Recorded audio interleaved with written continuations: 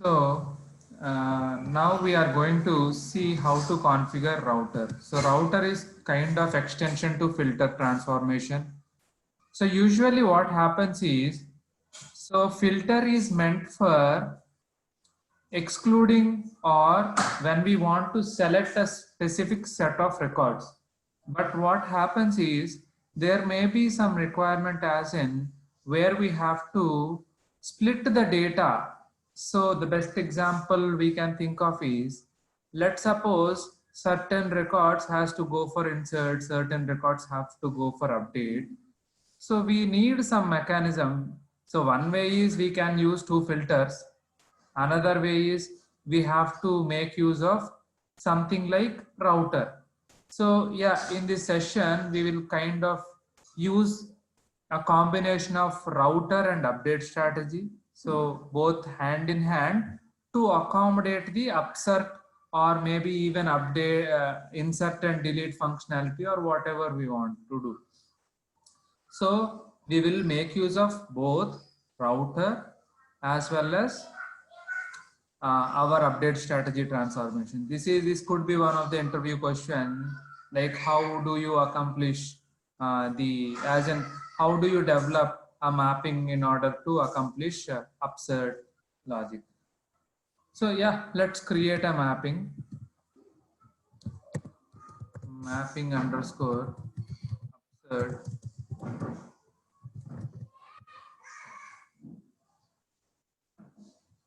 customer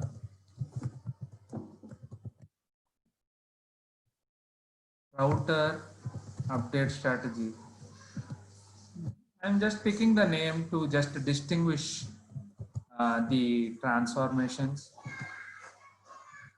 Yeah, let's try to add the source employees, hr.employees. So this is our source.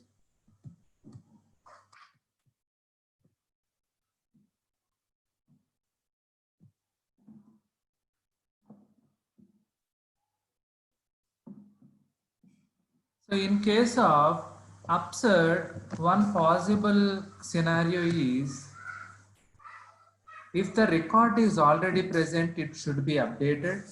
If the record is not present, it should be inserted. But how do we know whether a record is present or not? In this case, we can make use of a lookup transformation. Say when we actually need to use joiner.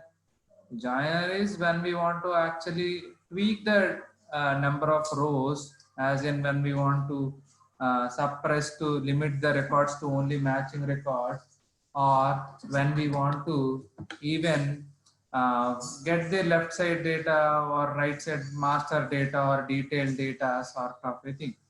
So in this case, since I want to just identify whether a record is present or not, we can make use of lookup transformation. So let's try to create a lookup, but since the data existence need to be checked against target, so we need to create the lookup against target. And it could be any record. As long as record is present, I am good enough. So we can just go with passive passive lookup. So I'm going to delete everything other than employee ID. So the lookup input is based on employee ID. We are going to join. So what we are going to do is, let's have a router. So since we are not having anything, so we can directly make use of a router. So in the router we can define different sets. So router could be used for many things actually specifically. Let's suppose when we want to actually, uh, when we want to split the data based on gender or split the data based on a region, country, many scenarios. So this is my insert group and update group, because we were kind of splitting the data into two groups. One is insert group and another is update group.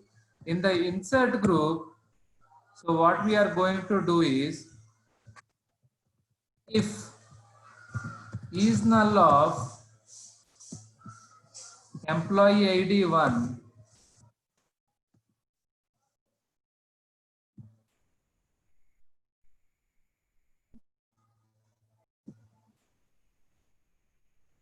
So, in order to accomplish uh, upsert functionality, making use of router and update strategy, we need to have a lookup which is supposed to identify whether a record is present in the target or not, and then followed by router where we are going to define a condition. If is null of employee ID, is null of employee ID means the record is not present in target. So this is nothing but a lookup on target, not on source, because anything which is present in source or it doesn't matter. If we need to insert something in target, we need to actually validate against target. So the insert thing, if is null of employee ID, which means employee ID 1, don't confuse. Employee ID 1 means the something which is coming from input, source qualifier input. We are actually making use of employee ID only. Since employee ID already exists in the ports of router, it prefixed with a different name. So something which is not present, is null will be true. So it is similar to a filter transformation.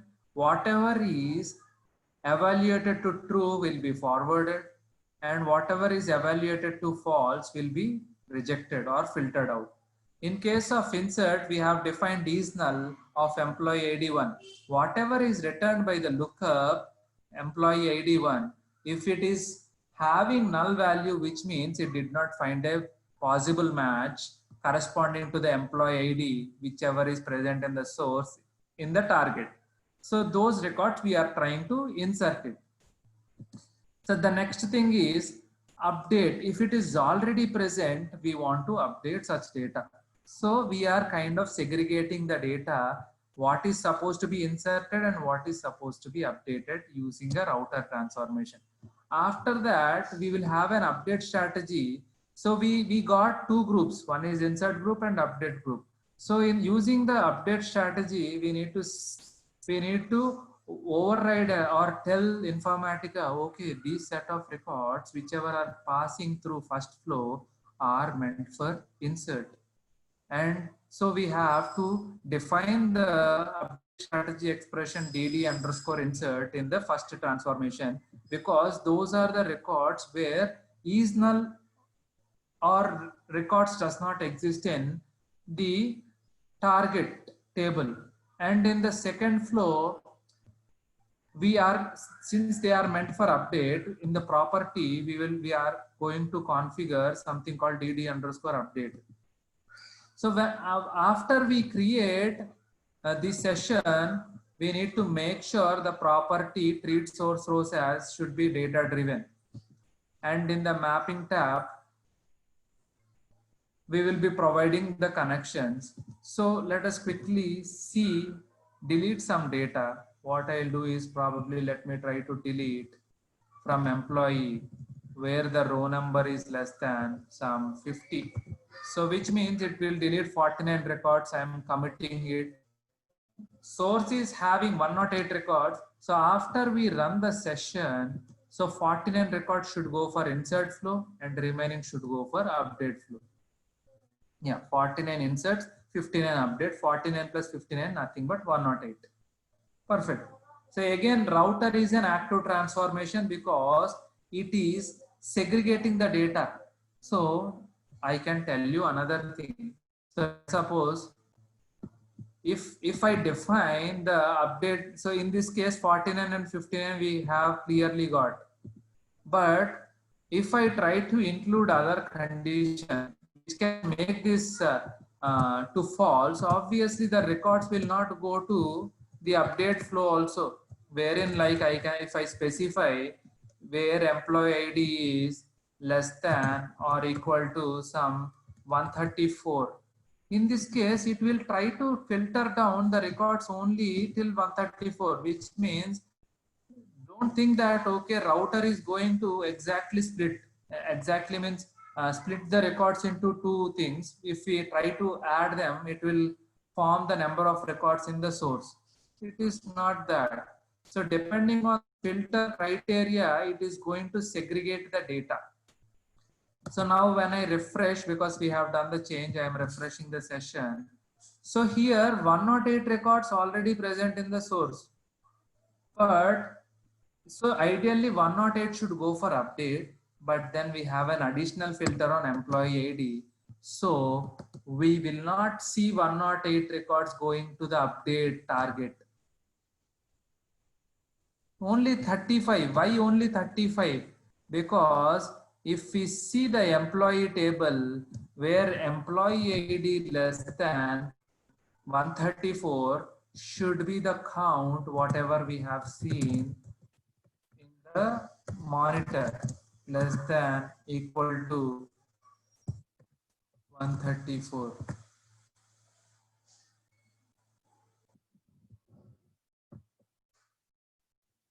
How many records? Let's try to do a count star. It is having 35. So the condition matched for only 35 records. So 35 records only got for, went for update. So it is all driven by the filter criteria what is defined in the router. Never assume that the records whatever are read in source will be segregated into the different groups defined in the router. So it is always goes with the criteria defined or the filter criteria or conditions defined in the router transformation. So router, basically this concept is router is meant for segregating the data based on our filter criteria. So based on whatever is evaluated to true will be forwarded and rest records will be rejected or filtered off. So how to accomplish upsert functionality using single target, single update strategy without using router, that is something we will see. With the minimum, if your interview question is how to accomplish upsert functionality using update strategy and minimum number of transformation. So we can even perform upsert functionality without router also. We are going to see that now. So single transformation, single update strategy transformation will suffice to accommodate the upsert functionality. So what we need to do is we will just map the columns to from source qualifier to directly to update strategy transformation. Then we will pull the lookup column employee ID into the update strategy. So instead of defining dd underscore insert means all records are meant for insert. Instead of defining that all the records for insert, whatever we have defined in the router, similar condition we are going to define here. If is null of employee ID 1, instead of true, which means it is true, means it should be forwarded. Here I am saying if the records does not exist in target. How we knew? We were looking at target using a lookup transformation and retrieving an employee ID. So if the returned value of employee ID by the lookup is null, which means data is not there, so we are going to define or override such records are meant for insert. Any other record will be updated. If is null is false, which means there is some data already in the target. So we are telling those records are meant for update. So this is another way of defining it. Since we have done some changes, let's try to refresh the session. Then we will try to remove 49 odd records to test whether the functionality is working similar to when we have router in place. So I'm starting the task. Let's see. So here, if we see 108 records, it is showing Previously, we are having two different targets, so we were able to identify. But then let's come to the session log, scroll to the end, here we will see. So inserted rows are 49, updated rows are 59. So this is exactly what it is being displayed some time back.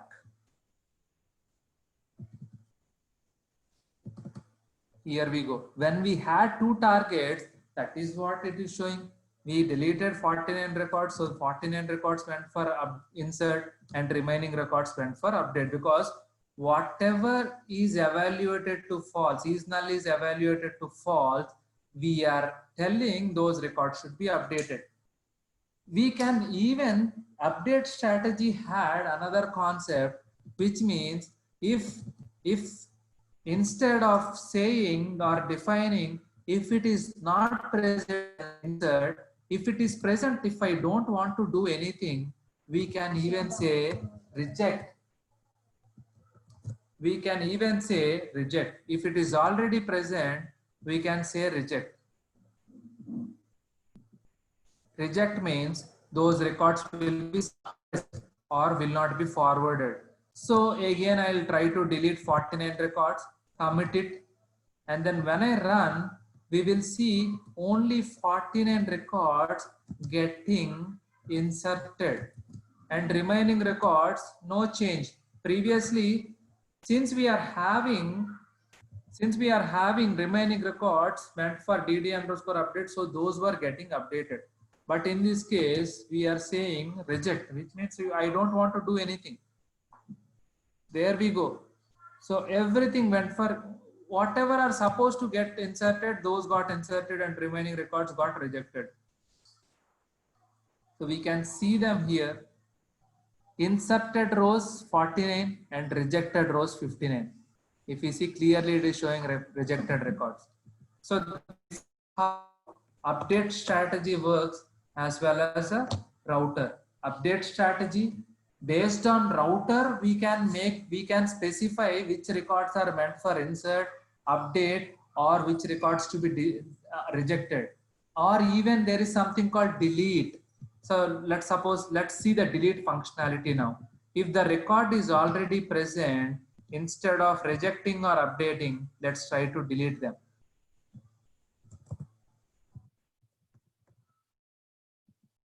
So update strategy comes into handy when we want to perform multiple operations on target table. Insert, update, delete, insert, update, delete, or insert, delete, update, delete.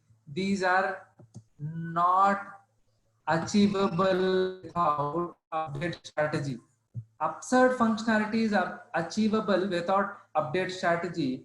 But if you want to do a combination of insert and delete, update and delete, that has to be performed using an update strategy. Or rather, I would rather say when we want to do both, all three of them, insert, update, as well as delete. So now in this case, everything is present, so everything will go for delete.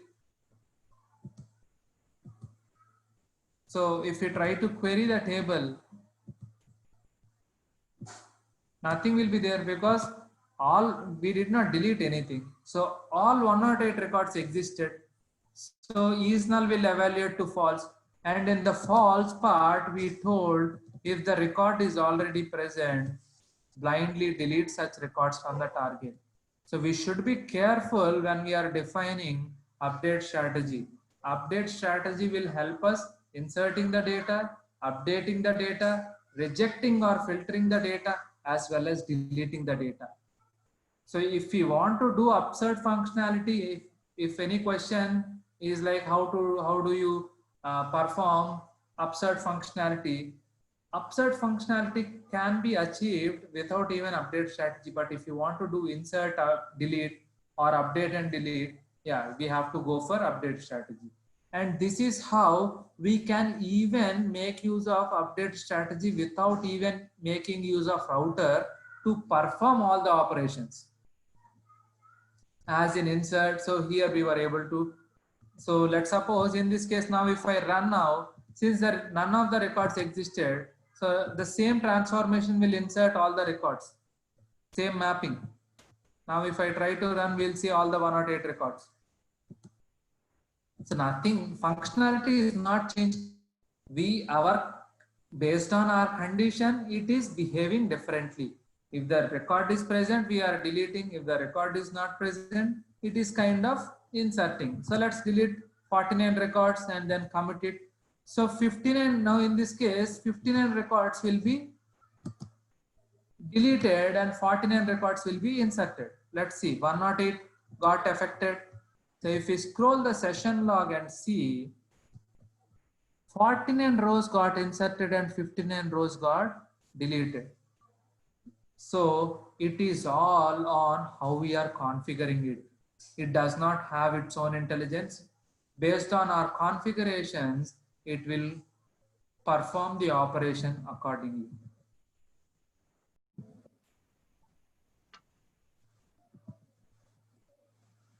Let's try to understand how to make use of sequence generator now. So let's suppose if we have data, if we don't have any data existing, and let's suppose if my mapping is something like as good as a plain mapping,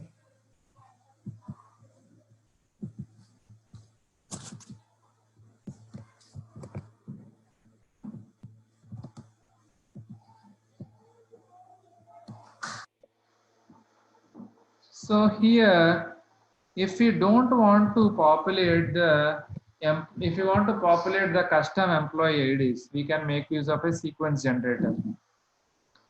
So in sequence generator, this will never have any input port. It will have only output ports, current val and next val. So by default, here we need to understand what are the properties and how to make use of it better. So there is something called reset checkbox enabled.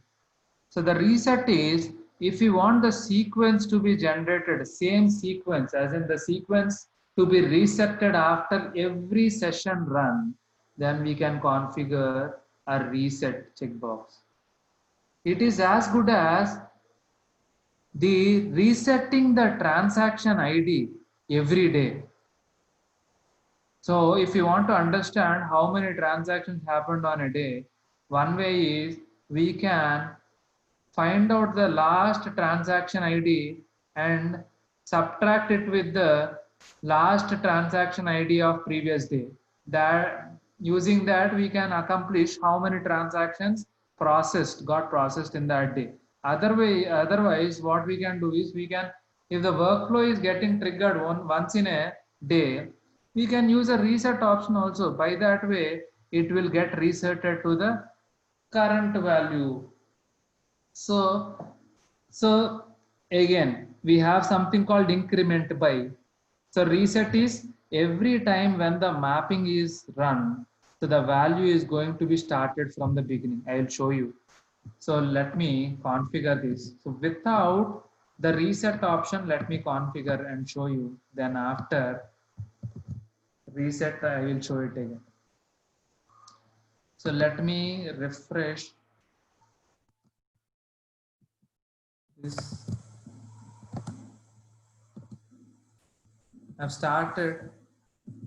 It loaded some data. I am not interested in data, so I'm deleting all the data. I'm going to commit it. If you go to the transformation, see the properties. Let me kind of disconnect and open. Hit the mapping again. Open sequence generator. We see the current value is 109 because we have 108 records loaded in the last run.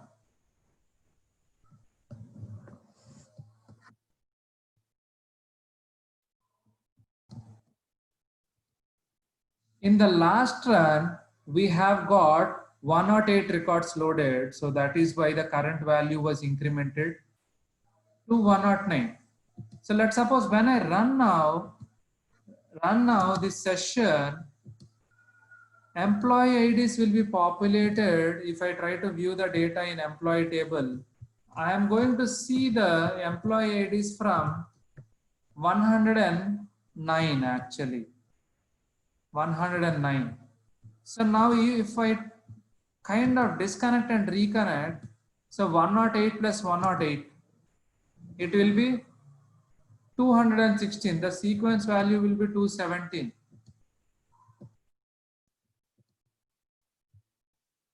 So it gets incremented after every session run.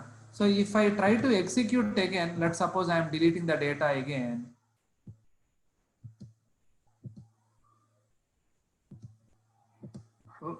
We need not actually delete it, but considering if the target is having a primary key, we cannot insert the same data again and again. Now if I try to view the data, it will start with 217.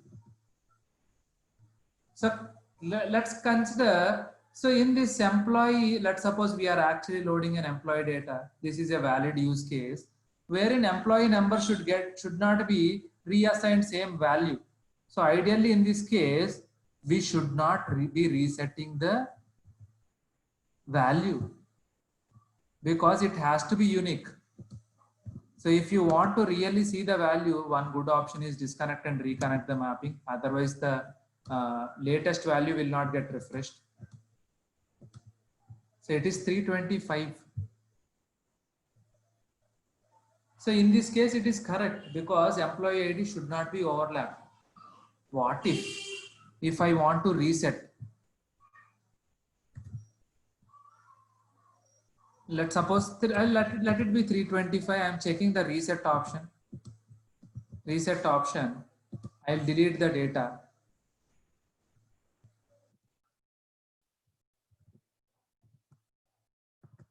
I'll delete the data, commit it, and then run it. No matter how many times we run, the employee ID will be static. The starting of the employee ID will now be the same. It will be 325. Now I am going to delete it again. I have deleted data. If we try to view the data, nothing will be there. Now if I execute the session again, it is going to start from 325 itself, the sequence, because we have that reset checkbox checked. So if at all, and this is on every run, if you want to reset some sequence number, so that's when we have to use the reset checkbox checked. Now let's try to understand another important aspect, start value. So start value is from where exactly it should be started. Let's suppose 1,999. So by defining this, we are making sure the data or sequence is getting generated from 1000. Saved it.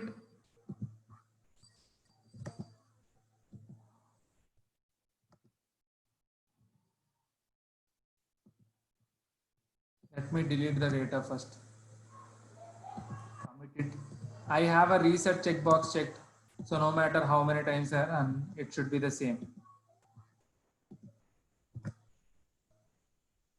It is starting from 1000. Current value is 1000. So let's suppose our requirement is we need to skip some values in between. 1000 should be followed by 1002. As in, if we want to populate even numbers, we can say increment by 2. If we say increment by 2, what happens is 1000 will be followed by 1002. It is as good as a database sequence actually. So once a number is generated, so the subsequent number is nothing but the current value plus the increment value.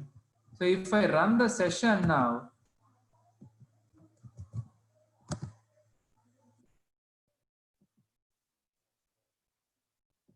it is loaded, if I try to view the data,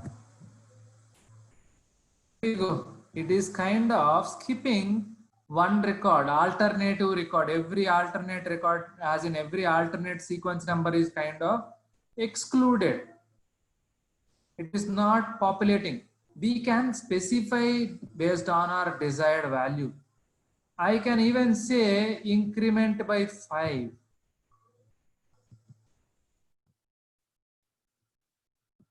When we say increment by 5, this time 1000 will be followed by 1005, then 1010, so on. Let's delete the data and then run the session.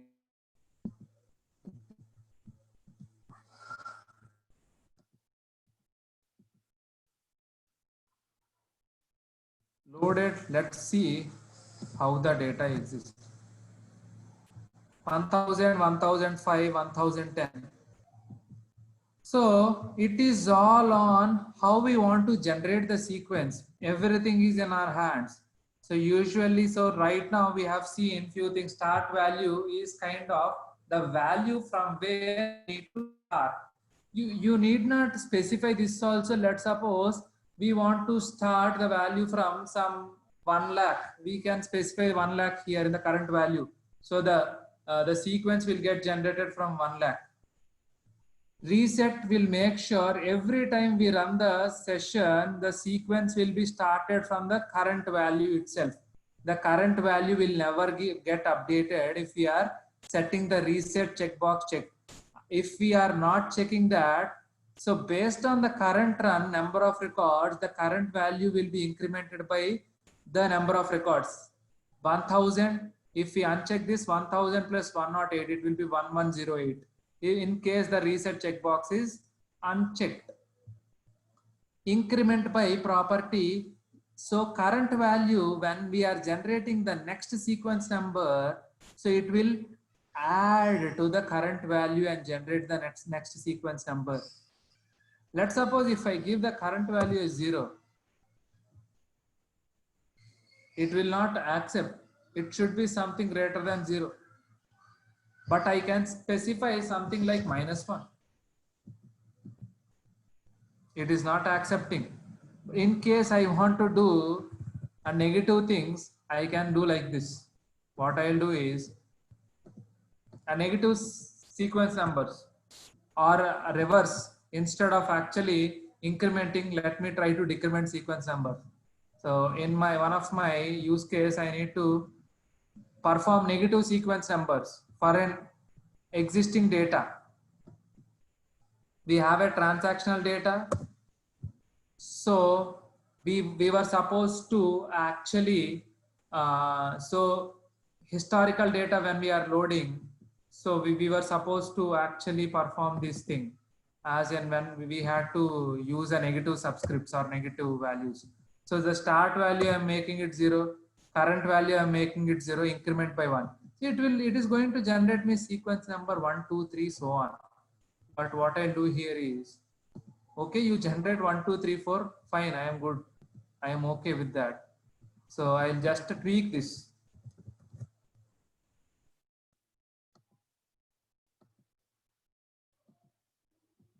What I am going to do is, I'll just say minus next val. So it is going to, instead of actually doing the next value, it is kind of taking me to the previous value.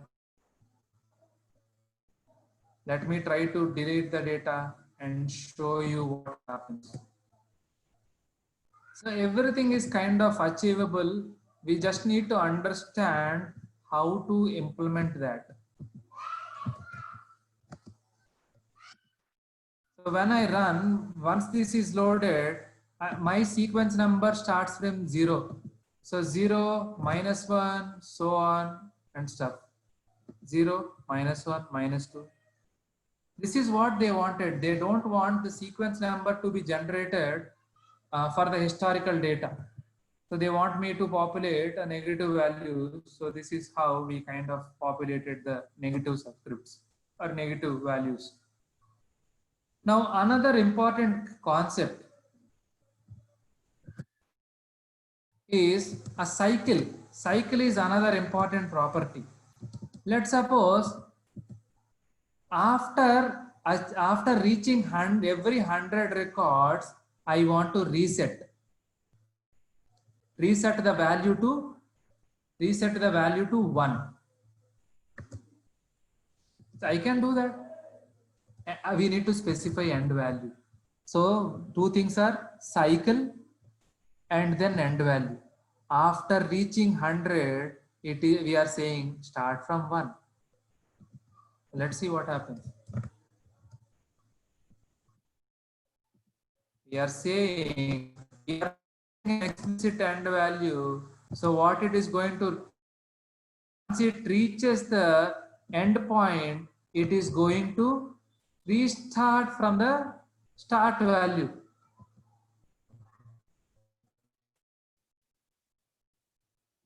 Start value rather, not current value, start value. Let me run that. Before that, let me try to delete the data. I'm deleting data so that we will not confuse with the previous runs information. So I've loaded the data. Let's see what happens now. The expectation is it should not have any sequence number beyond 100. Once 100 is reached, it should basically populate from, so 100 is my maximum sequence number. So if I start ascending, we'll see 1 is populated twice, 2 is populated, 3 is populated twice, 4 is populated twice, so on. Because we are setting a cycle.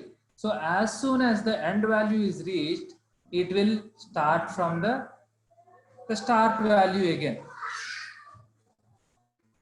This is with respect to sequence generator.